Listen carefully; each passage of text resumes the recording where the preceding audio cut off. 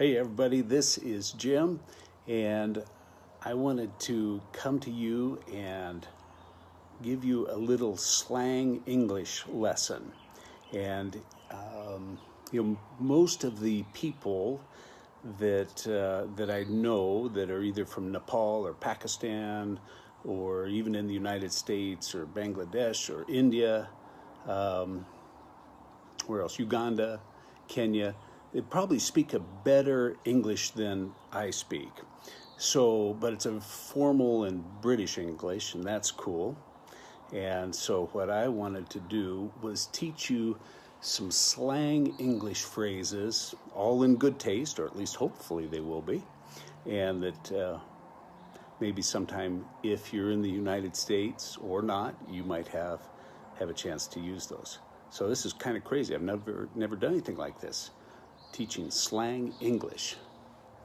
I'm 60 years old now, and over the last few years, I've tried to learn some Nepali, some Swahili, some Hindi, and it's hard learning a new language. And so I salute all of you who speak more than one language. Most Americans don't, so you're really fortunate.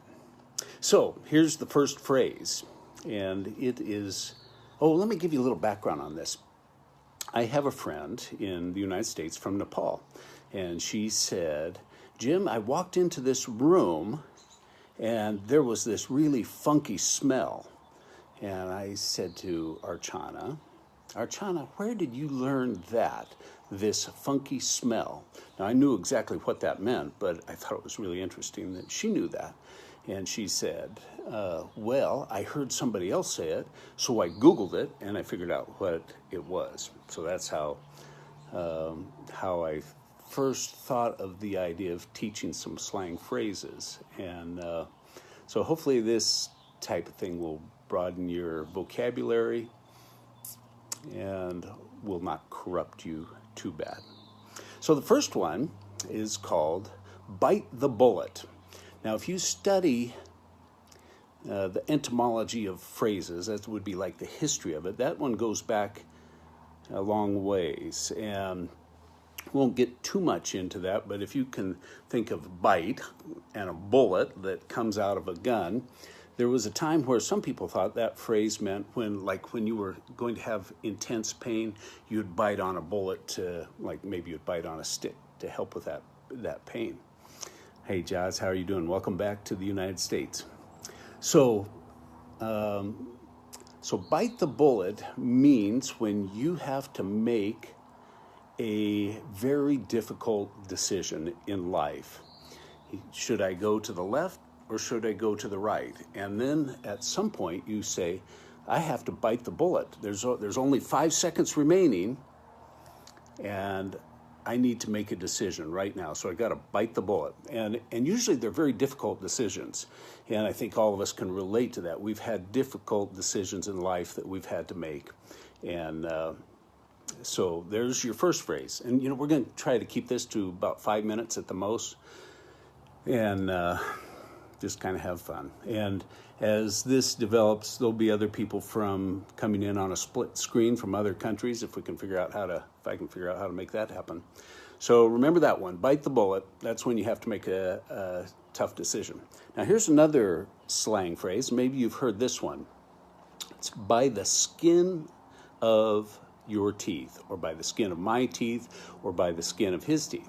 So when you think of your tooth, it doesn't have much skin on it. So that means, let's see, in Kathmandu, when you're riding a scooter and a car just about hits you, and it comes so close but it misses you, and you could say the car missed me by the skin of my teeth. So it's just a phrase. It doesn't mean your literal skin on your teeth. It's a phrase to express a very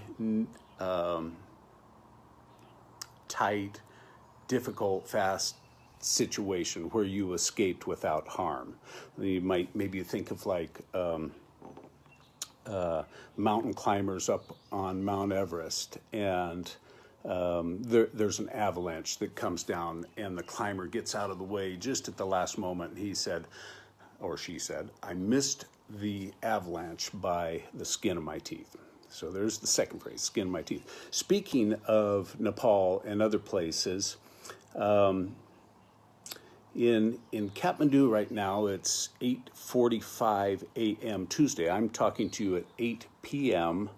on Monday night in the Pacific time zone, the western part of the United States. In Uganda and Kenya, it's they're a little bit earlier. It's 6 in the morning on Tuesday.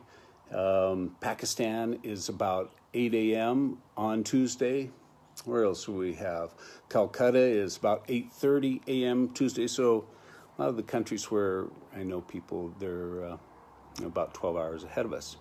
So I'm guessing most of you are here in the United States. Okay, and the last one for tonight is feeling blue. So, or you, in a sentence you might say, today I have been feeling blue. So blue isn't referring to a color like the blue in the sky, but blue is expressing an emotion of sadness. So I'm feeling blue. Maybe you might say I'm feeling depressed, but feeling blue means the same thing. I'm feeling down. And if you're human, you have at different times felt blue in your life. And so remember that one. So the three for today are bite the bullet. That means I got to make a tough, difficult decision. By the skin of my teeth. That means I got out of the way just in time. And feeling blue. And feeling blue is, let's see, who is that? Nikan or Belinda, hello. And Martha Batamania Baragani. So remember feeling blue. Now, I don't think I necessarily have an antidote. That would be a cure for feeling blue. But I will say to each one of you out there that God loves you with an incredible, fierce love. And so I guess I would just encourage you that when you're feeling blue, that the foundation of your life is that God loves you in an amazing way. So, hey, Belinda, good to see you. So anyway, I'll leave you that. There's the three. Bite the bullet. That is, make a big decision, difficult decision. By the skin of my teeth, that's I just barely escaped.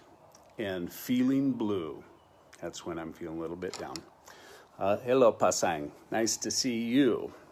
What else we got coming on here? Narmaya Tamang. Jaimasi. It's great to see you. Thank you very much. So that's about it. We will be back here on Wednesday. This is Monday. So Wednesday, my time zone at 8 p.m. At least that's the plan. So take care. Shanti. Peace. Feri Batola. Fir Malenge. Actually, sometimes you can teach me some Nepali, some Swahili, some Urdu, some Bengali, Bangla. That's in Bangladesh. I don't know if I could ever handle Jonka in Bhutan, but that's a beautiful language too. So take care, everybody. Good night.